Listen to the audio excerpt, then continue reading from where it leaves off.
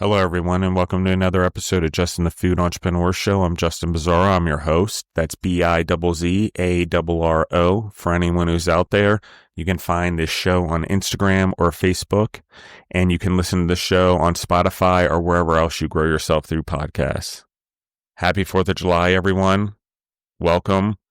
I think that you will find this episode with Josh Kosnick of Five Bridges Farm, Madison, Wisconsin, pretty important. Josh has done an episode with us before. We had a lot of technical difficulties. We actually had to record this entire episode twice because of some issues I had recording it the first time.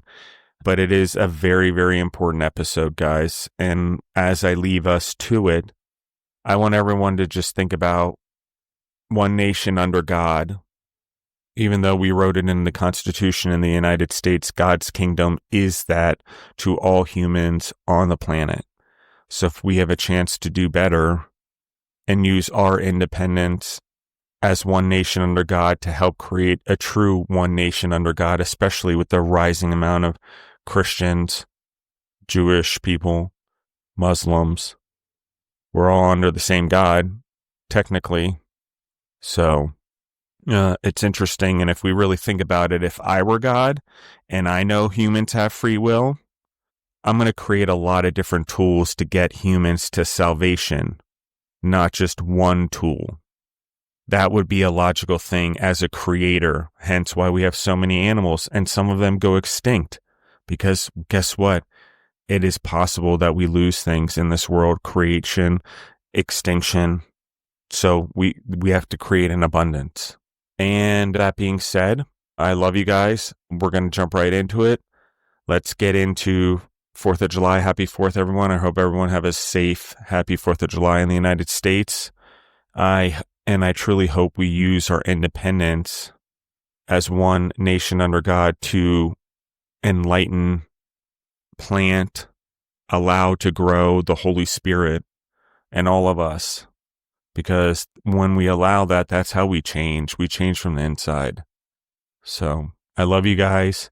Here we go. Josh, recently you've talked about working on a book and trying to take your story and help better the world and be positively impactful on the world, pollinate it, positively help others grow. I would say it's our second commandment from God, love our neighbors, and that's the way you're doing it. Let's talk about this adventure, what it took to write a book, when the book's coming out, what it means for you to have accomplished this. Man, so I'll start with what it took to write the book. So I'm an entrepreneur, as we've talked about. I'm also a visionary, ADD. I really thought I was going to need a ghostwriter to get all this stuff out of my head. And what ended up happening was I just started chipping away at it on the weekends, amongst raising 4 kids and running businesses. And I was just chipping away at it, had this thought in my head. And in January of this year, I got to over 50,000 words. And I was like, I might have a book here. And so I get it to a couple of trusted people and get it to a hybrid publisher. And I was like, hey, this is, my thoughts, my memoirs. And I think I might have a book here, but I know I'm probably going to need heavy editing. And they taught me, because being a first-time author, that there's 4 types of editors. There's one that's more of a ghostwriting element that really helps you get the book out of your head. The second and third types, I can't remember the delineation, but more like someone to help you elaborate further, obviously do the editing and making sure your grammar and spelling's right, all that different stuff, and helps you build out the chapters and whatever. And then the fourth one is, hey, your book's already done. It really just needs editing and proofreading. And so I chose the second or third option, meaning like I really wanted them to dig into it to say, hey, this is fluff, remove that. Hey, this is a great idea, but you didn't elaborate further on it. So elaborate further and give more context. So I chose that route with the hybrid publisher, and we went to work on it the last, say, 3 months to get it ready to roll out. And the rollout date's going to be in August. The target date is August 7th. You can actually pre-order the book right now if you're a Kindle reader. So the book title is The Kairos Code, and it's a labor of love, but I will tell you so the subtitle is Discover Your Purpose, Tap into High Performance, and Become a Leader of Eternal Impact. So it's all the stuff that I've talked about, from the first episode that we did together with the rise in the financial industry and the tough fall that I went through, as well as all the lessons I learned along the way. And I go through my five bridges concept, and I actually built out an assessment to go with it. And I never thought I'd do that, but that's been an amazing journey because it's really teeing up all the coaching work and speaking that I'll be doing going forward. Is the assessment is built on how you're living your life. So it is subjective.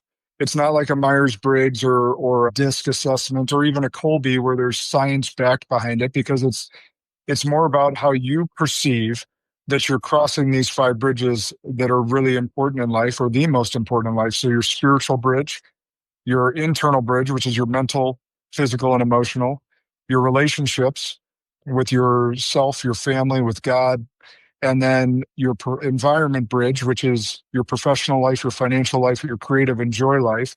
And then bridge 5 is your legacy. So that assessment's going to give you a pulse. It's not meant to be taken once and like, okay, I got it.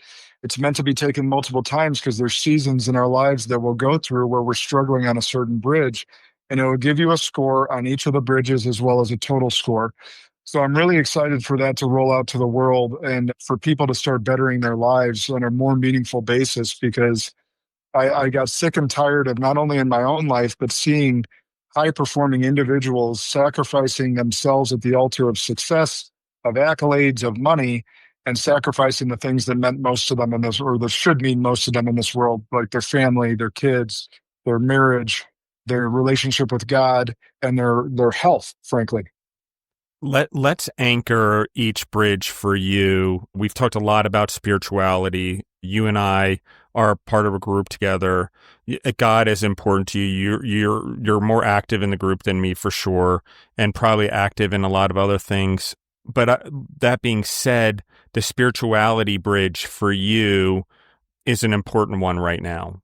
Let's talk about that one and reflect it against the book and why you feel that that's a necessary bridge. Yeah. So for those that didn't listen to our first conversation, I'll give a little context.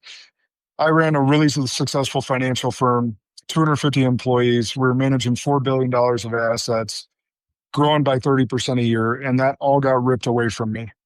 And when that got ripped away from me, I was forced into introspection. And so I'll give you the most real example. So I wasn't allowed to go to my offices even the morning that I was terminated. Like I owned 35,000 square feet, a tenth of a mile down the road from where I was terminated, and I couldn't even step foot in there.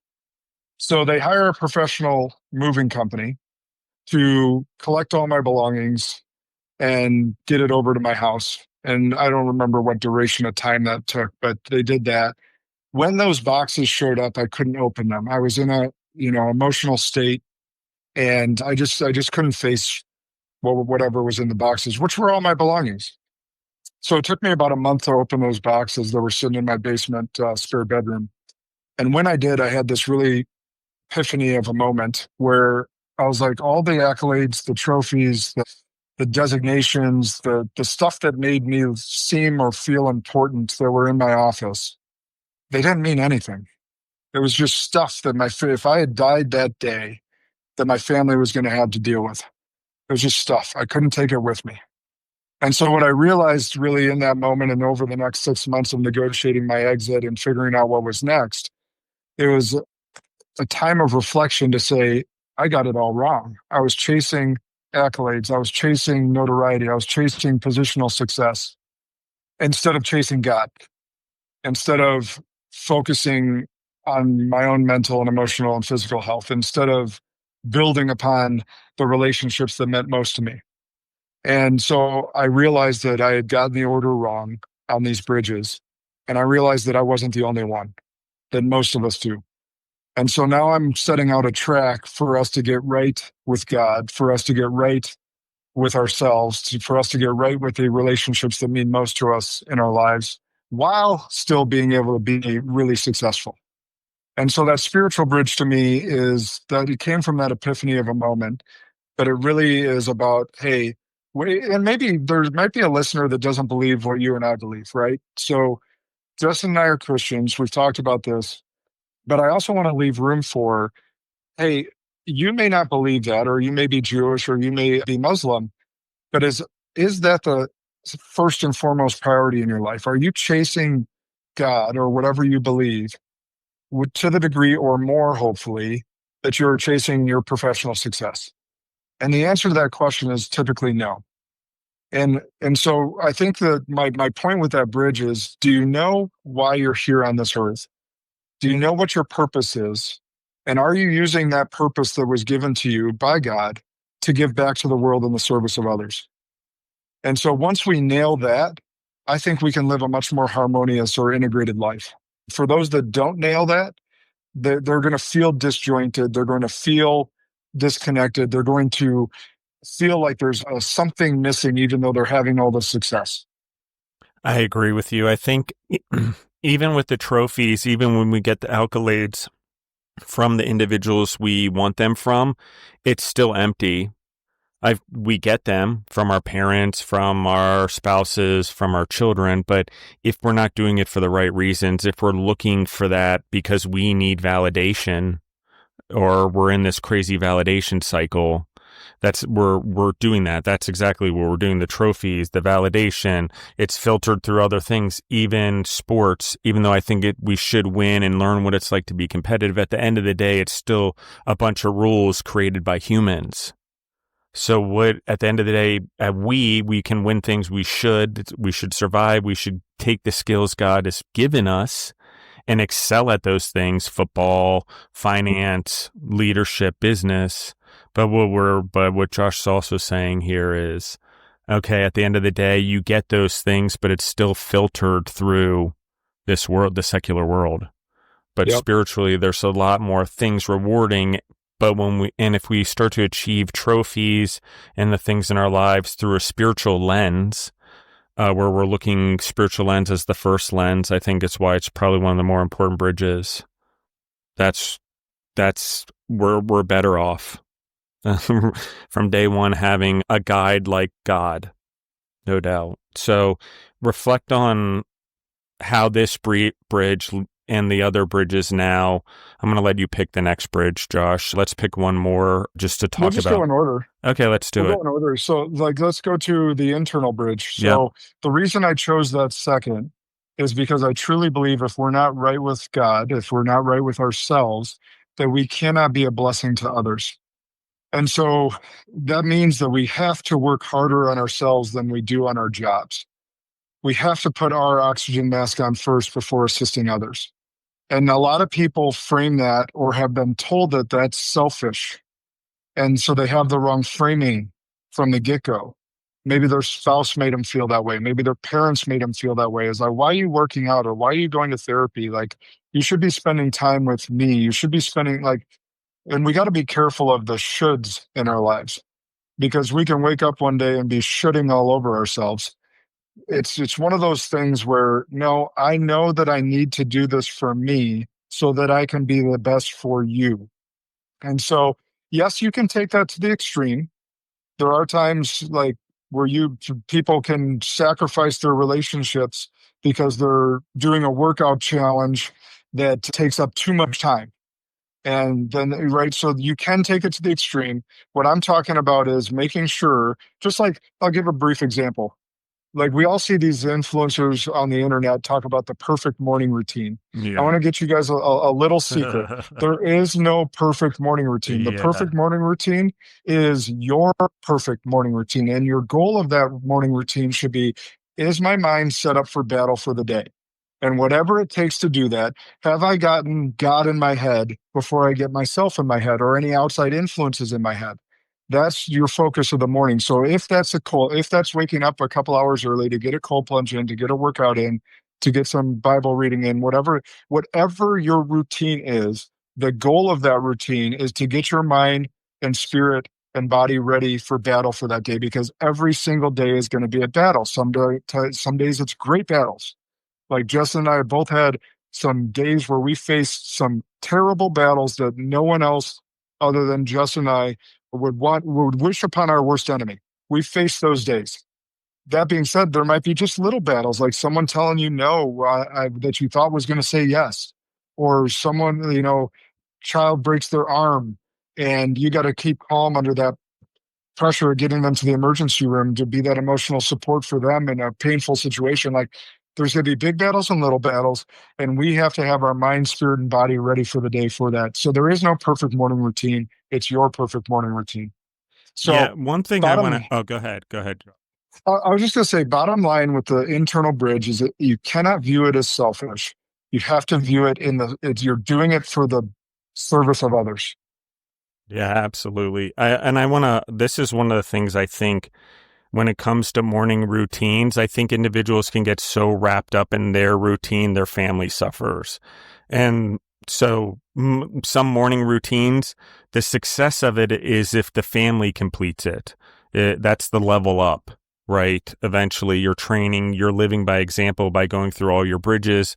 You're now better off at it. You can impact your family in that way. I just want to anchor this for everyone as we go through each of the bridge, because this isn't something just for the entrepreneur. It's something that we get to influence those around us with. I'm also going to say this, the preparation in the morning.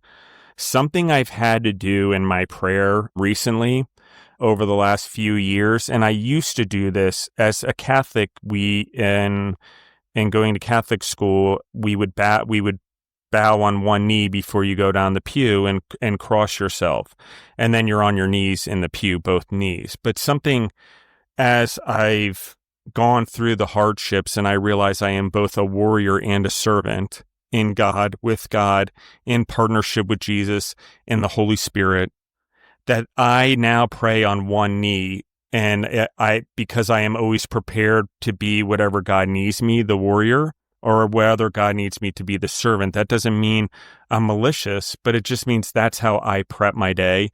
And if I'm in a rush, I'm still have my Catholic roots. It's like 9 Hail Marys and 3 Our Fathers if I'm in a rush, just to ground me in God and let him know I'm here and just communicate in some way.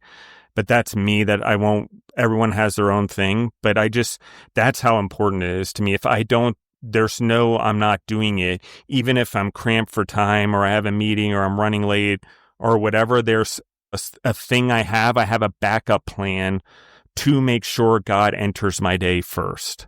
Always. Always. And so I like what you're saying, Josh, because it is important to me. I generally do not leave bed. And not the first thing I do is hit that one knee. So let's talk about eternal also. So now I'm prepping myself. That's me grounding myself in my schedule, my life, my things that I have to complete today before I move on to handling whatever else is in my life, or the other bridges in this case. So the bridges are both daily and lifely, for lack of a better term, eternally. Yeah. So it's eternally. Yeah. But anyway, go on. Let's go to the next bridge. So the next bridge is relationships, which I believe is the fruit of life. I believe that, to the extent that your relationships are great, your life will be great. Or said another way, would be the quality will always be determined by the quality of your relationships. And this is what I found in that, my pits of despair. All those things that showed up in boxes, they weren't coming with me. They weren't going to bring me comfort if I was on my deathbed. They didn't bring me comfort when I was in my pits of despair. What brought me comfort was my wife laying next to me while I was bawling my eyes out. What brought me comfort were my kids still loving me despite my position or title or accolades or money, right? So hopefully on your deathbed, the people that you love the most are in the room with you. Hopefully at your funeral, the people that you love the most take enough time or choose to take time out of their days, their busy lives, to honor you. And the only way that you can accomplish that is by continuing to build the relationships with those that you care about most. And so too often we are so busy with work, with chasing money, with chasing accolades, with growing our bottom line, whatever it may be for you, that you're sacrificing the people that have been in your life that care about you the most and that you care about the most. And at the end of the day, they're not going to care about your accolades. They're going to care that you chose to show up to their baseball game. They're going to care that you chose to show up for their dance competition. Like, I'm in the busiest season of my life right now in a long time. Like this book is, and the book launch is a huge thing. I'm hosting a very large event for the book launch on August 7th. And next week, I'm choosing to spend the week in Nashville with my girls because they have Grand Nationals for dance. It is the most inconvenient timing possible, but I'm going to show up for them. So that's the thing that we got to get with relationships I is, think and God's it's giving you not, time with them before the book becomes, your big lead. He's saying, hey, yeah, well, but I have to make that choice, right? correct. Like Yes. I could go against that and say, I am busy. I can't be there. I'm sorry. I'll watch on video. Yeah. Nowadays, I can literally watch their dances on video because they're live streamed with all these apps. So I could make that excuse, but I'm not going to. So because I placed my importance, I don't know if I talked about this with you, but like I know for a fact that based on the business that I ran, we're at 30, in between 30 and $35 million of revenue, 250 employees. If I chose to, I know I have the skill set to go run a 9-figure company with thousands of employees. I have that skill set. And I have had big offers to get back in the financial industry. I've shot them down and I've chosen not to pursue that perhaps want or goal because I know the cost.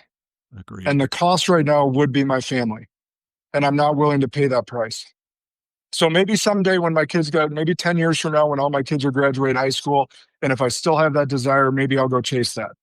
But right now I know the cost would be my family and I'm not willing to pay that cost. So we get to choose whether or not we show up for the people that matter most to us or not. And it is 100% your choice. So I just want to make sure with this relationships bridge that we're taking stock and not just spending time, but because all of us have compressed time, especially if you're an entrepreneur. But even take that out. Let's pretend I'm a 9 to 5 worker. Well, my 2 oldest girls, I don't pick them up from dance till 9:15, 3 nights a week. So I may have an hour with them in the morning if they're in school, and then 15 minutes before they go to bed when I go to pick them up. That's not work-life balance because balance indicates 50-50.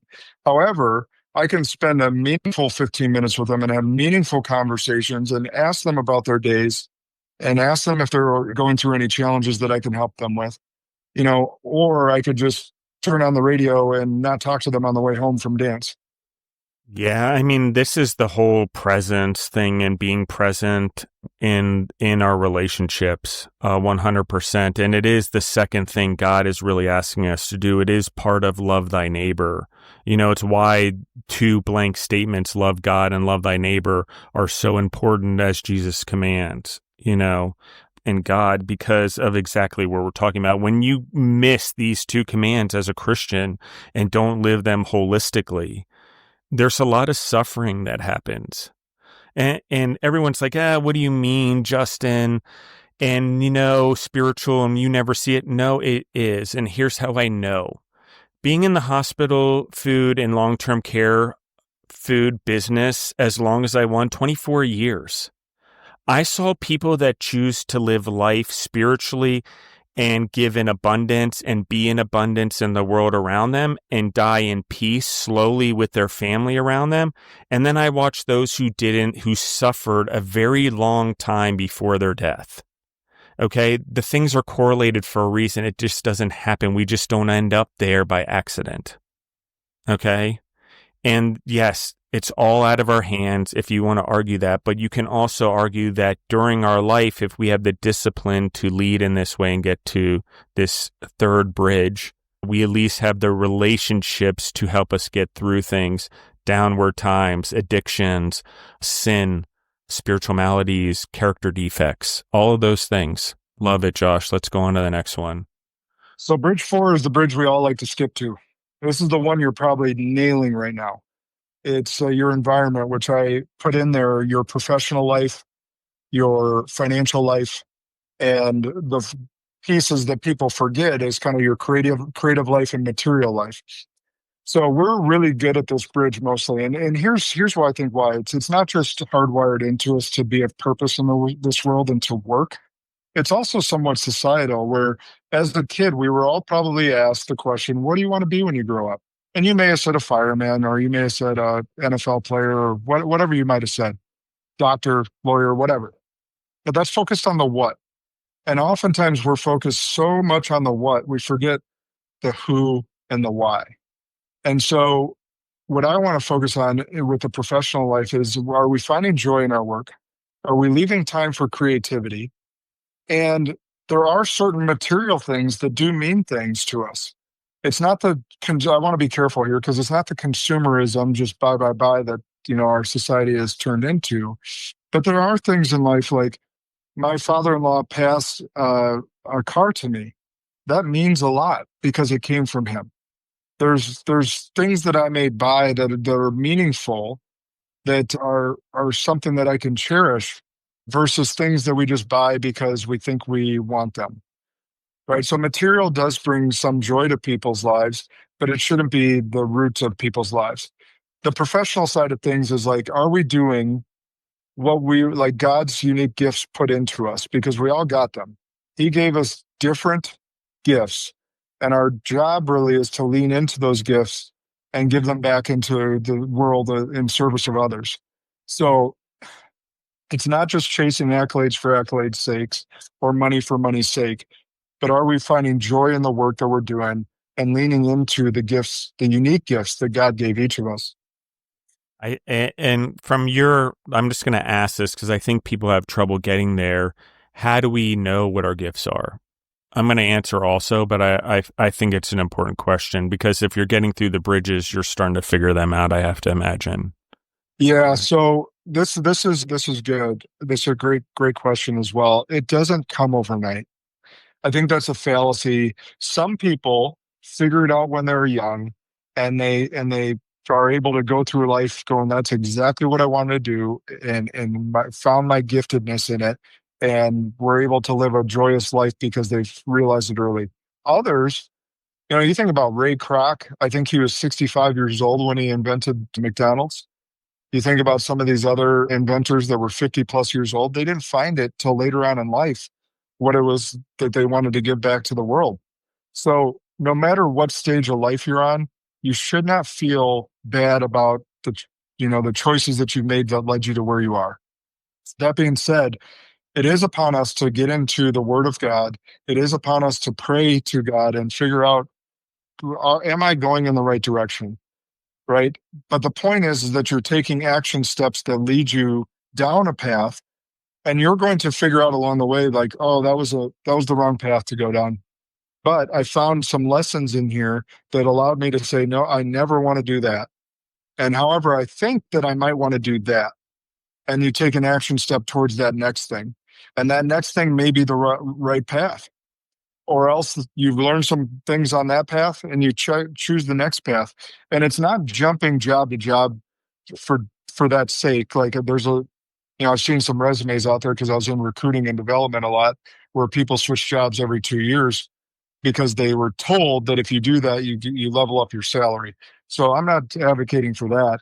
What I am advocating for is that you take action steps towards what you and God determine you think is the next best step, not just sitting waiting for this epiphany to fall upon you like, yep, that's it. That's the golden goose idea. That's never going to happen. So we have to move and act with purpose to determine what our path is. But you're going to pick up clues along the way. And those clues are going to be like, hey, I really enjoyed this piece of that job. I didn't enjoy 90% of it, but 10% of it I loved. What if I could expand upon that 10%? So just going back to when I got everything taken away from me in my firm, what I did was, when I was figuring out my next steps, is I drew a line down the middle of a piece of paper, like a T-chart. And on the left side, I said, what did I love about my previous world? And on the right side, I said, what did I hate? And then I asked a really important question. What if I could design a world that I only did the stuff that I loved? And I started building that out. Oh, it's coaching. It's developing people. It's leadership. It's speaking. Having an influence on people's lives that help them think differently and choose a better path. So I started to design a world that I could actually live into that and eliminate the stuff that I hated, like dealing with narcissistic advisors, dealing with compliance, dealing with the politics of corporate. I don't have to deal with any of those anymore. Or people that need validation from you instead of growth. That's Exactly. a big one, right? Yeah.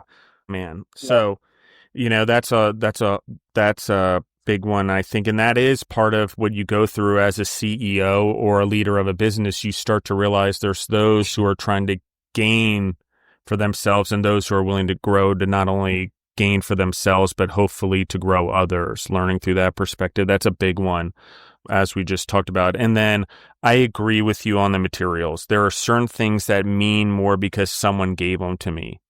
And it may look like there's a lot, but at the same time, someone gave them to me. So I feel emotionally tied to them. So I 100% agree with that as well, because it's not the idol. We're not idolizing the thing itself. We're idolizing who gave it to us and the relationship we have with it because of that human or whatever, that dog, maybe, if somehow the dog found it in the backyard. But it's that type of thing. So the next bridge, let's go there. Yeah, the last bridge is legacy. And when people think of legacy, they typically think about what they leave behind, the things. And like I said, with those boxes, that was just stuff that my family was going to have to deal with. Sure, it may make them feel good temporarily that I earned those things and that I was successful. But in all reality, it was just going to be collect dust in a storage room if anything happened to me. So what people get wrong about legacy is that they think that it's in the future. They think it's after they die. When in reality, legacy is built every single day. It's every interaction that you have with someone.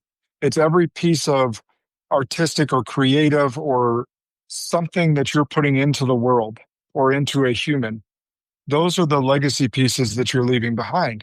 So for me, when I started my podcast, my marketing guy had all the marketing reasons. And I was like, yeah, that all sounds good.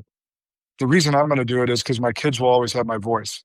And maybe my grandkids and my great-grandkids and my great-great-grandkids will, if this lives into perpetuity, will have my voice, and they may have not ever met me, but they will know me.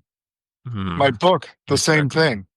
Yeah. My book will be the same thing. Hopefully that passes on generation to generation to generation, and they can take life lessons, and they may have never met me because I died decades earlier, but they will know who their great-great-great-grandfather was. So these are, but those are things that I've done to perpetuate my legacy. That being said, I don't want people to miss the point is that every single day you are building your legacy through every interaction that you have with another human. Yeah, and it's a momentum thing, guys. The more we do it, the larger we do it every day holistically, the more momentum we gain doing it continuously, the longer that momentum goes after we're gone. Yeah, and one other point I want to make, Justin, is a lot of times people will say, my kids are my legacy. And although that's true, they're not your only legacy. So for me, I want business, I want entrepreneurs to be able to go through business easier than I've had it. So everything I coach upon, every message, every word that I'm uttering on this podcast, I want people to go through business and life easier than they would have had they not known me. I want them to live a better life. I want them to live a more fulfilled life, have more purpose and joy in their business than they would have had they not known Josh Kosnick. And so if I can do that, along with raising amazing kids that contribute to this world, that believe in Jesus, like that to me is fulfilling my legacy. Love it. Let's talk about the event that you are doing around the book. Let's talk about, you have also an event that you're doing speakers on the farm. That's also 5 Bridges Farm. Let's talk about all of that because I think it's important, and you're trying to get the event out there. I think it's important that, there's sort of this, I'm going to anchor this for everyone. I talked about it before, but I'm going to anchor it since we're in the flow. Life happens. God takes the skills we were given. He strips us of everything we have that we think is important until we're down to what is important. And then he builds us back up in his redemption for his kingdom. Okay, that's where I'm anchoring this question from. So we're going through the regeneration of Josh Kosnick right now. Okay, and God's about to be showing the redemption so we can witness it, hit the test that has led to his testimony, the testimony being his book. Anyway, go ahead, Josh. I didn't know if I asked that question properly, but let's talk about it. Whether you did or didn't, I'm going to answer. So Yeah. it's the event is August 6th and 7th. Really, it's a 1 day immersion on August 7th, but there's a VIP, a really special VIP night the night before that I'd love people to know about as well. So there's two levels of tickets. There's the general admission and the VIP ticket. But more importantly, I've been to these events all over the country, and some of them are pitch fests where you just get, yeah, you may have great speakers, but you get sold, an elevated product to be a moneymaker for them. And other events where you just go, you get impacted, but it doesn't last. I built this event not just to have great speakers. So I have Rene Rodriguez, who's a genius in influence and communication, one of the best speakers on the planet, coming to this event, who's become a great friend. Dean Stott, who is former British Special Forces, who set the Guinness Book of World Records for the Pan American Cycling Highway from the tip of Argentina to the tip of Alaska, did it in under 100 days. Crazy, amazing dude who's become an amazing friend. My doctor, Dr. Nestor Rodriguez, who's helped me get in the best physical shape of my life. He's local. He's speaking. Shasta Nelson, who's wrote the book on relationships. So we're covering all the bridges. Oh, and Aaron Williamson, who trains the likes of The Rock, Sly Stallone, Zac Efron, J.K. Simmons, who's like 70 years old and is in ridiculous shape. I know he is, right? Jeez, I am Aaron talking Williamson. about that. Like it. I like that. He's the architect behind J.K. Simmons' body right now. So I picked these people specifically to speak on the 5 bridges that I just told you all about.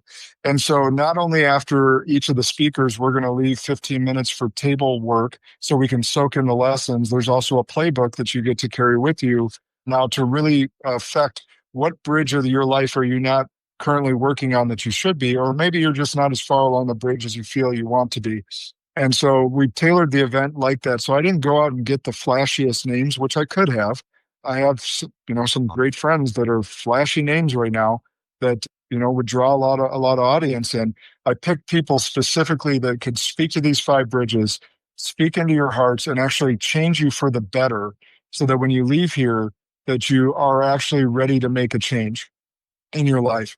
So that's how I structured the event. Yes, it's going to be my book launch. So, and I'm hosting it here at 5 Bridges in my horse arena, which is one of the coolest, because you're usually going to a hotel ballroom or something like that where there's no windows and nothing.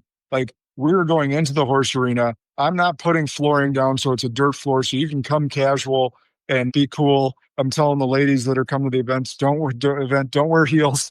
You'll sink into the dirt floor. But it's a really structured environment for growth, and it's happening here in Madison, Wisconsin. So I've got friends flying in. We got people driving in. But Madison has never seen an event like this. So that was part of my motivation, where I've traveled to many of these events throughout the country and even to Puerto Rico to see great speakers be impacted, to change my life. I wanted to do something for my community as well. Yeah, I like this a lot. One of the things I want to say is this is a monumental task that started from huge. A dream. Someone planted the seed when you were at your bottom, and it's grown into this. Okay, this is the miracle happened, guys, not when Josh's book came out or not when Josh is doing the event, but the miracle happened at Josh's lowest point, where he was most open to God and allowing the Holy Spirit to fill all the crevices that were now there and the empty holes that were there. That there was a seed planted in there, a fruit of the Spirit right there and then. That was the miracle. It may seem like there was suffering and pain and how horrible everything was, and he was at his bottom and broken. But that is truly where miracles happen. And it may not show itself to the rest of the world for years later, but it is so we know where God is and when he acts. So I think that's an important thing. 100% accurate. It's 100% accurate. None of this would have taken place. None of it. Not my coaching business, not this property, this beautiful property. It's an absolute godsend. The book, the event, none of it happens without the perceived worst thing that ever happened to me, but it really happened for me. I love this. Talk to me about how much it's taking to plan this event, because I want to anchor it for the audience. This isn't just something like, oh, I'm going to put this together and and put it in a barn. And I'm going to emphasize this for the crowd. I grew up on a horse farm. We used to travel for horse shows all the time. Like at night, you're showing in the arenas, indoor, outdoors. At night, somehow all the show staff sets up temporary stages or tables and barbecues. And next thing you know, even though you're exhausted from 15 hours of showing and the horses, everyone's getting together, eating, dancing on these dirt floors, mixed with cow manure, horse manure, trying to put on their best dress. And sometimes you'd have people up there like Kenny Chesney. No kidding, when he was trying to make it in the world, he would go around to these little horse shows singing. I think it was him. But anyway, I remember, but I was young. But anyway, so you have these things. So this is something when we get into the roots of who we are and we just allow ourselves to be, it's great. I love the symbolism here. Okay, because it's stripping ourselves of all the glamour that we get from everyone else. Okay. And I like what you're doing because you're humbling the humans along the way. If it's this big stargaze thing, flashing lights, big flashy place, whatever, you're not really connecting. You're also being distracted. Okay. This allows everything, nature, the surroundings. You're isolated. So you have to build the relationships. You can't escape, whatever. And so I like this a lot. I think those are all things that are important.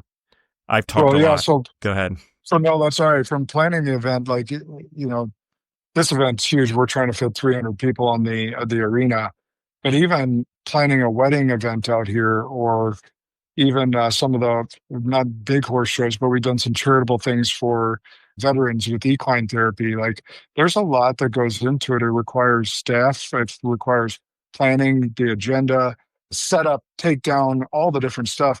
But this particular event, I will tell you, like any of these events that you go to that are big like this with big speakers, you don't make money on them. Like, so I'll just give you guys real world, because most of your listeners are entrepreneurs. So I want to give you some real perspective.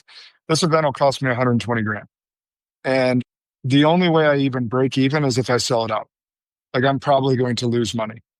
And so your question might be like, why would you do it? Well, for me, the book launch is important to be able to get this word and this message out so I can hopefully impact others' lives. Doing it for the community that's never seen an event like this is important. There's probably going to be some other business or speaking opportunities that come from it, right? So there's things that may come from it, but I just want people to know when they see the glitz and the glam and the big stage and the big video screens and all that different stuff, like, you may think, oh, they must be killing it. Like, nope. It takes a lot of money, a lot of time, a lot of resources to put these things on. So that's why when you go to some of these events, you will see pitches there, because the only way they're going to make money is on the back end, not on the front end. So just to give people some perspective on that, but we've been working on this all year. It's coming together in 1 month, and we need help to fill the arena. So I won't hesitate to ask, like, any of you that this event, my message resonates with you, please show up, because it'll help, like, at the very least, me break even. But more importantly, it's about changing people's lives for the better. Yeah, I believe that 100%. I believe that in your mission. I believe that in the character of who you are. I believe it in who God is creating inside you as well. This will be my last question for you, Josh. This fills out what I needed. Where are you right now spiritually? I'm in the best spot I've ever been. And then part of that's the group that you and I are a part of, with a bunch of entrepreneurs that meet every Tuesday night, and I help lead that group. But it's also, one of the things that's happened in between our last conversation is when that group all flew into the farm here, not only were we able to strengthen our relationships, we did a baptism, and 7 guys, including myself, chose to get baptized. I was baptized as a child, but that wasn't my choice. And when my 2 oldest daughters said that they wanted to get baptized, I said, you know what? I'm going to get baptized with you.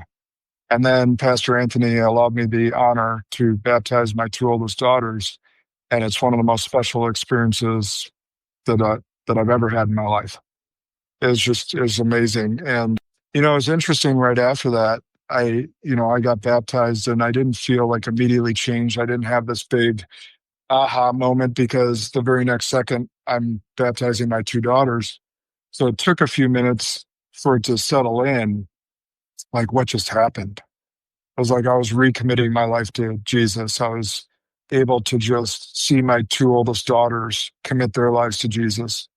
And I just became super emotional. Like, you still have to make the choice every day to wake up and follow Jesus. Like, just because you go under that water and come out of that water, it doesn't mean your life is instantly changed. It means in fact, for a lot of people, the devil or the enemy may be starting to attack further because you made that commitment. And so it's your choice every morning to put on your armor of God and continue to step forward in it. And that's the commitment that I made. And I had conversations with my daughters about that. I was like, this is the choice that you're making, and that this is the gravity of the situation. Like, you're choosing to live a life that most don't. You're choosing to live differently. And so I got to lead by example in that. They have to lead by example with their friends and the people that they have around them. And that's the choice that all of us have to make that are true followers of Christ, is we're choosing to live differently. And we are going to lead by example. And I said this on my social media the other day, just in a conversation in one of my masterminds that I had, is that, you may be the only example of a Christian someone ever meets, so you better be a good one. Yeah. Because we've seen plenty of examples in the churches and others where people have church hurt, or they've experienced someone that was really guilty and shamey of them, and turned them away from God.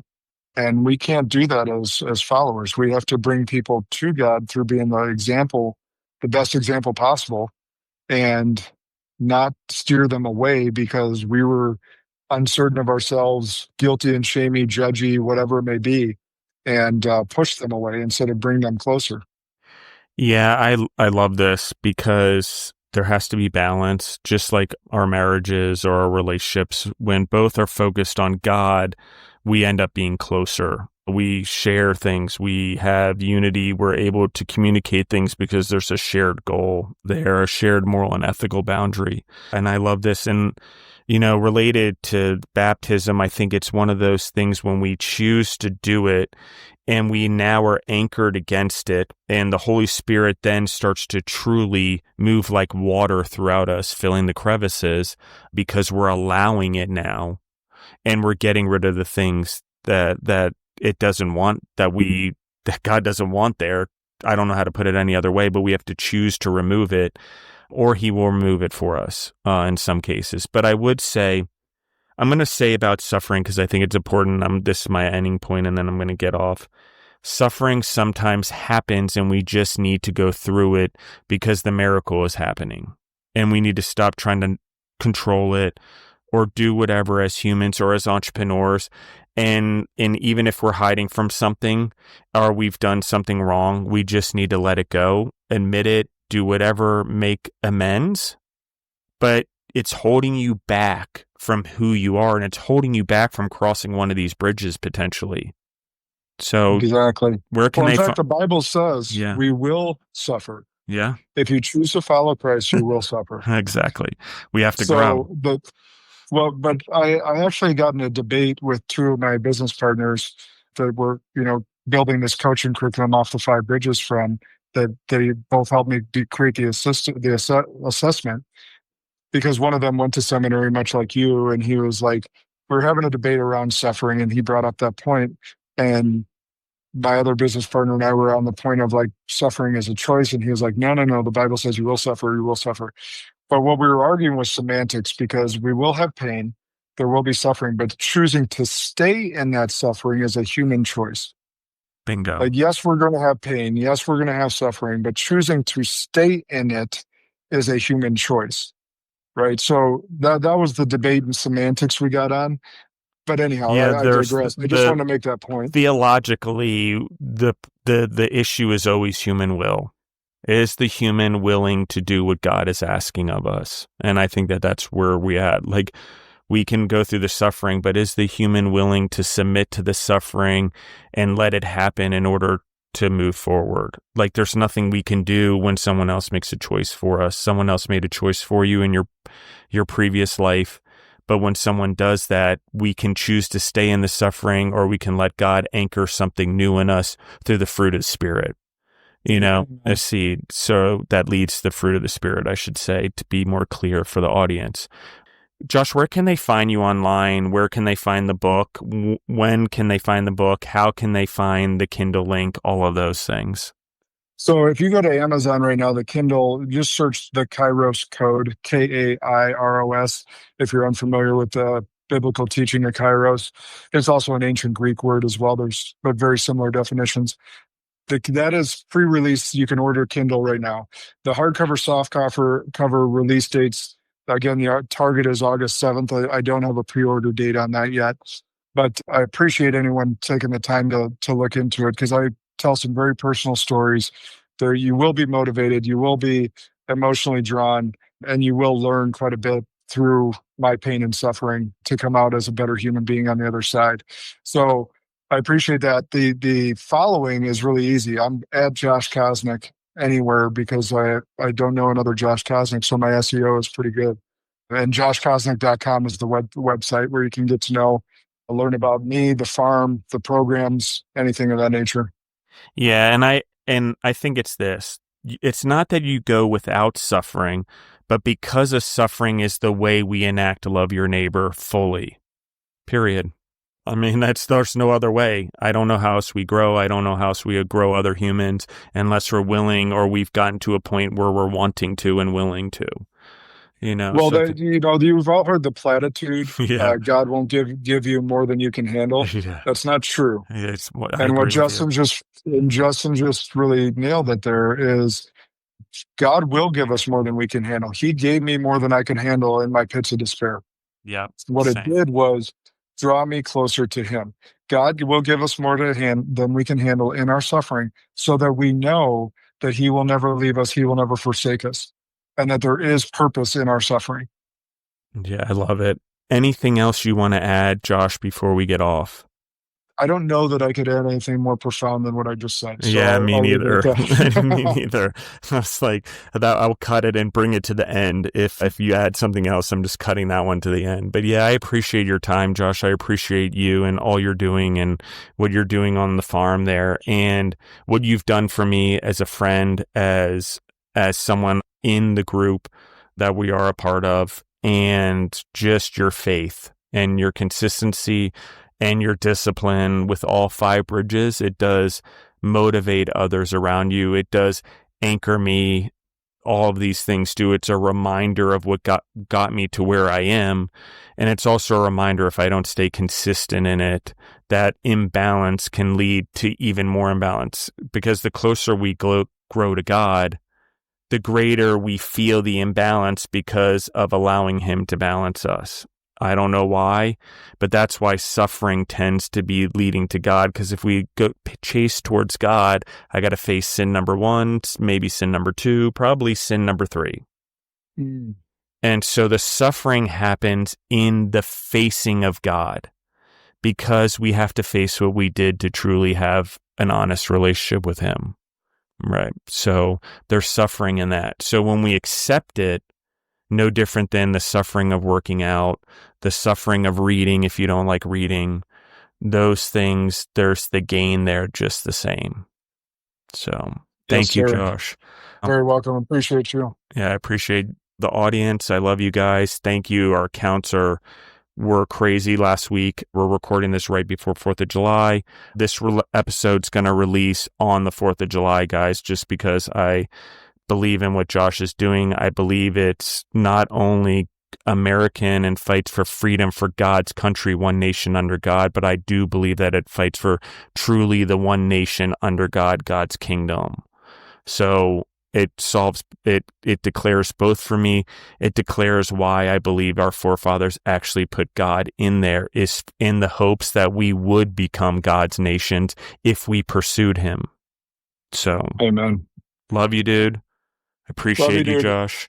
Have a great 4th. You too. I'm out.